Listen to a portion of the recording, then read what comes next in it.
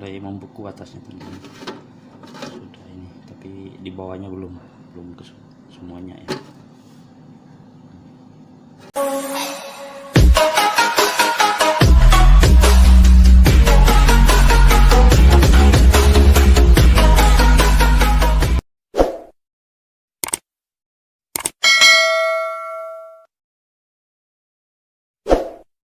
Sekarang kita sudah ganti mesin ya guys, kita sudah ganti mesin lain ya, dan mesin awalnya ini saya sudah lepas tadi, tidak sempat saya videokan. Ini mesin lamanya rusak. Nah, sedikit saya akan jelaskan bagaimana kita memvonis suatu mesin kompresor itu rusak atau tidaknya ya, terutama untuk kulkas inverter seperti ini, dimana kulkas inverter ini sudah termasuk smart pinter ya, kulkas pinter namanya, smart inverter. Jadi segala kerusakan apapun yang terjadi dalam kompresor ini kita akan diberitahu oleh modul ini ya. Modul ini dia akan ada kode-kode tersendiri, dan kode itu ditulis dalam dalam sini ya. Coba perhatikan teman-teman, bila yang nyala adalah lampu LED 2, nah berarti kerusakannya itu ada di sini nih.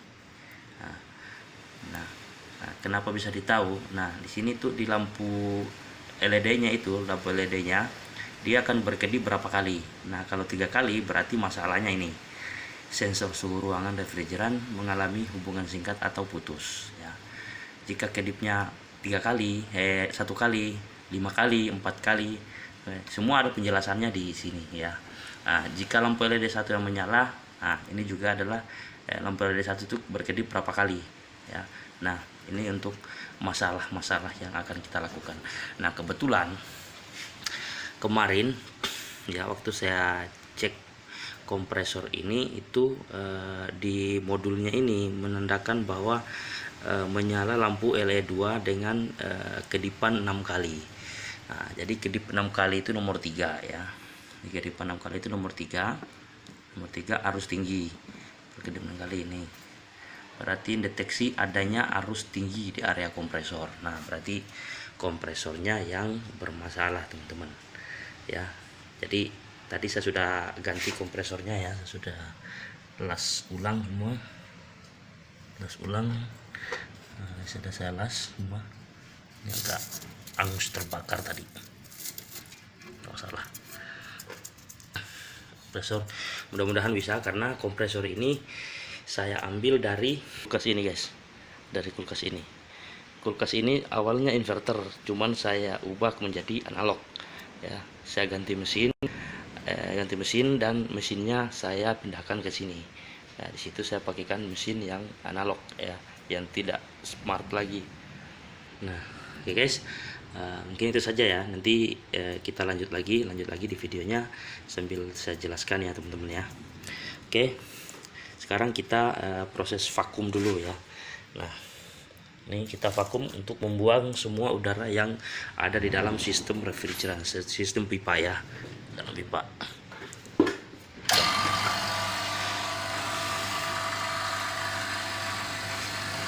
Pastikan betul-betul vakum ya.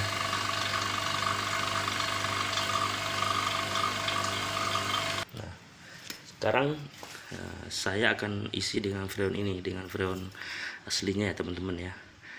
Ini One Cool, ini memang tekanannya sedikit sekali. Ini freon R600. Ini freon R600A ya. Ini ringan sekali karena memang untuk mengisi freon untuk dalam satu tabung ini, satu kaleng begini nih tidak bakal ini lebih gitu. Tidak bisa terisi semua ini, karena kalau terisi pasti overload ya, beban tinggi. Karena ampernya juga mesin seperti ini tidak tinggi, paling 1 ampere lebih lah ya. Nanti sambil kita jalan, sambil kita isi, sambil kita cek ampere ya teman-teman ya. Oke, sekarang kita masuk di pengisian freonnya. Nah, ini saya sudah beli ini ya, manifolnya untuk pengisian freon ini ya. Sebenarnya saya sudah punya kemarin, cuman ini untuk khusus untuk R134A.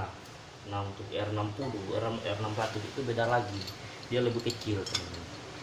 Jadi kalau teman-teman mau servis kulkas, jadi harus siapkan dulu alat-alat semacam ini teman-teman ya, supaya enak kerjanya. Saya pasangkan ini, pastikan betul-betul keras ya, biar tidak ada ini, tidak bocor.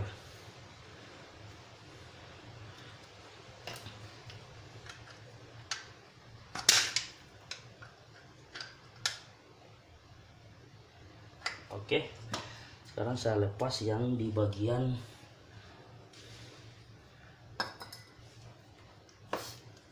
mesin vakum ini, lalu saya pasangkan di sini ya teman-teman ya.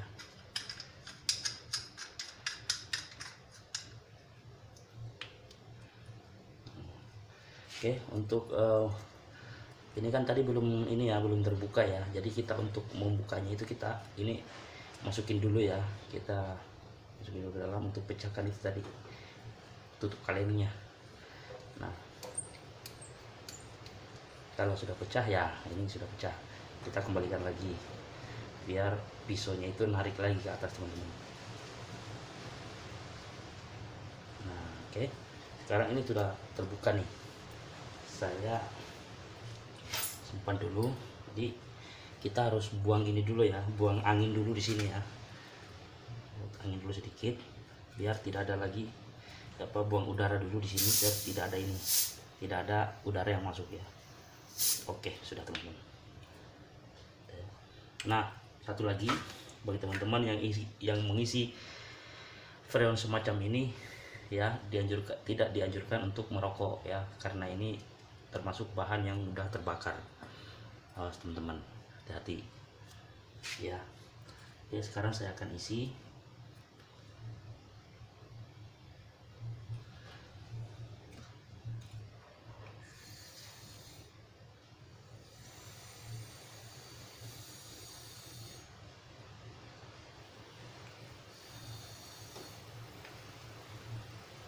Oke, sekarang kita masuk di pengisian freon ya teman-teman.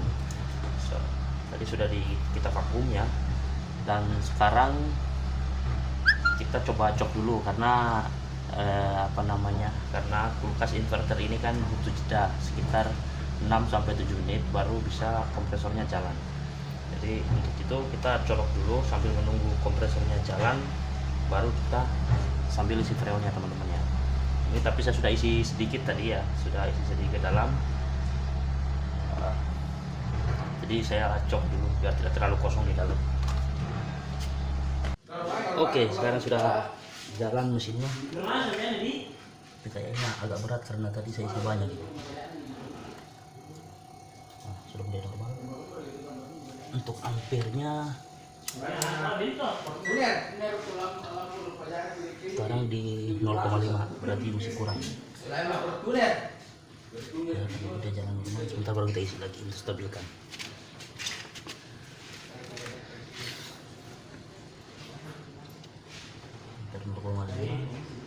Tekanannya baru berapa ini? Mau tambah lagi untuk sampai ke 40.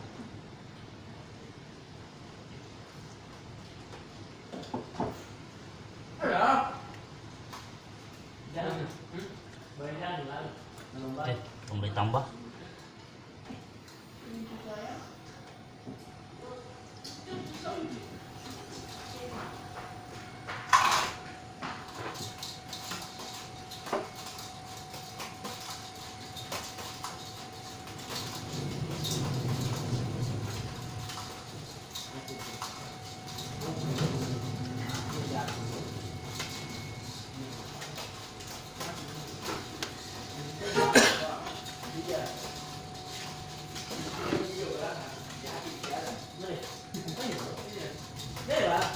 Jadi untuk ngisi kulkas itu harus pelan-pelan teman-teman, tidak boleh terlalu diburu karena itu akan membuat kompresornya berat.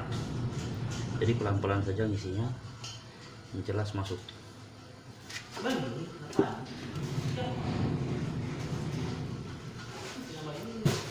Ini di belakangnya sudah mulai agak panas.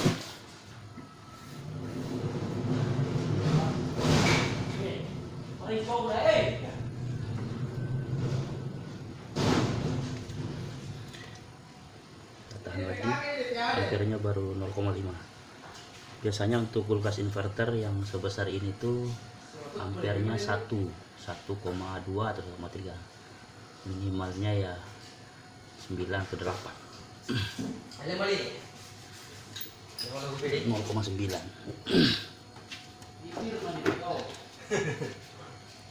Oke, sekarang kita isi lagi.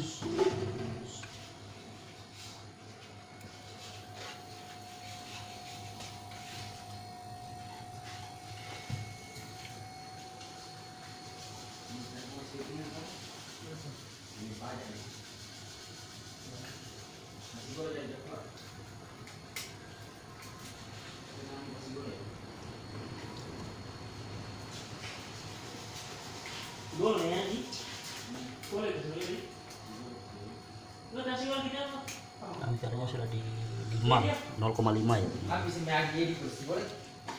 Hipernya ini sudah di 0,5. Kita tunggu lagi untuk menstabilkan, lalu kita tambah lagi. Nah, sambil kita rasa-rasa ya kondensornya seperti apa, bagaimana, apakah sudah hangat atau bagaimana.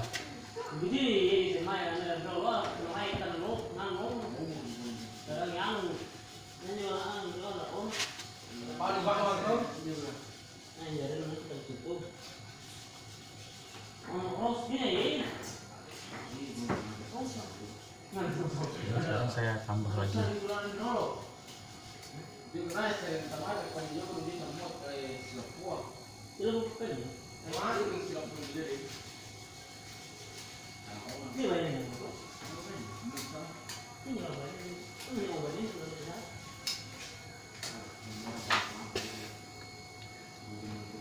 Sekarang ampernya di 0,57 ya, ampernya ya, perhatikan teman-teman ya di sini.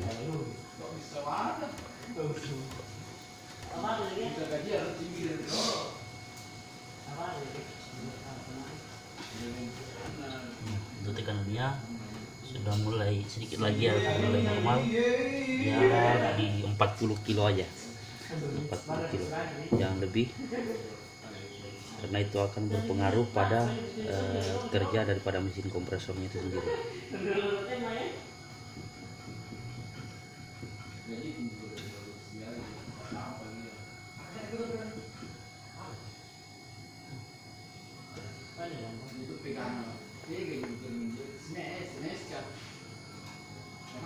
Nah, ini dinding-dindingnya ini sudah mulai hangat.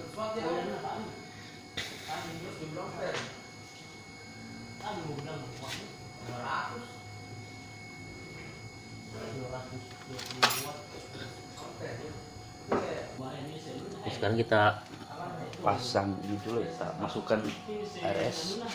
Bisa sudah masukkan ya. Ini kita perbaiki kulkas LG inverter yang 2 pintu, teman-teman. Lumayan dinginnya ya. Ini saya pasang, saya simpang air 1 botol, dan di situ di tekanan suhunya pengaturan suhunya saya pasang di lebih dingin ya, nomor 3. Kita pelan-pelan naik ke atas untuk sangat dingin ya. Oke, nah ini tadi saya bilang 1,1 ampere ya teman-teman.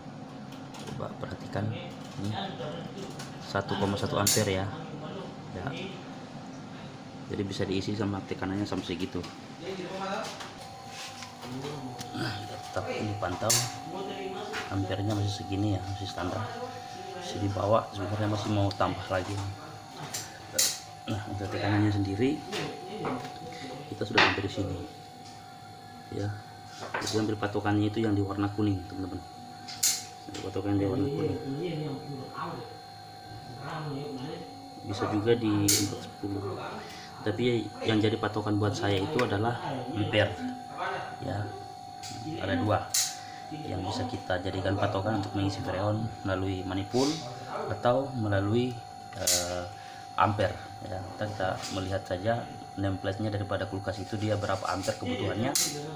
Nah, kita isi segitu, tidak bisa lebih ya, kurang dikit tidak apa-apa, yang penting kulkasnya masih dingin ya, tidak ada masalah. Sekarang kita tambah lagi freonnya, kita cek dulu ampernya berapa. Sekarang baru 6. Nah, kita tambah sedikit lagi.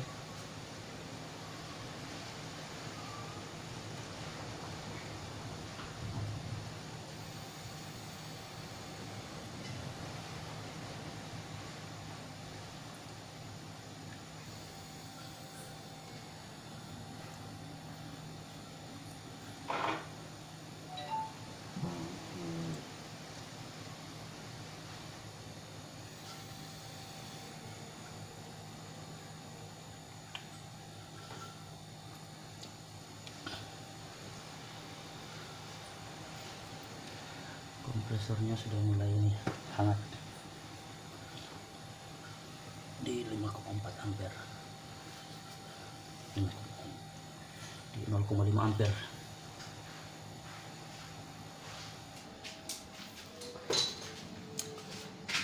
Jadi kita tambahkan lagi air ya sebagai medianya untuk didinginkan. Ini saya baru saja masukkan ya teman-teman, yang masih mencair. Nah, kita akan tes kira-kira sekitar berapa jam air ini bisa beku.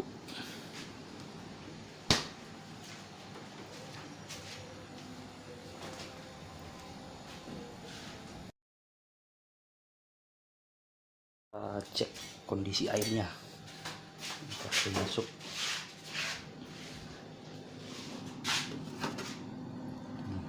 Ini sudah mulai membeku atasnya teman-teman, sudah ini, tapi di bawahnya belum ke semuanya ya.